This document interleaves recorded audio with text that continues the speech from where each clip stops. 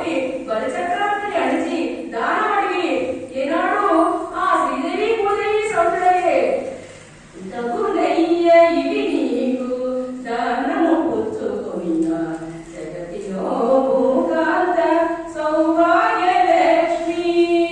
ఒక పక్కన భూదేవి ఉంది, ఒక పక్కన శ్రీదేవి ఉంది. అసలు ఏమైనా బాగుందయ్యా ఇలా దానం తెచ్చుకోవడం? ఎంత భక్తవత్సలుడు అయ్యా, అసలందరినీ సంహారం చేశారే.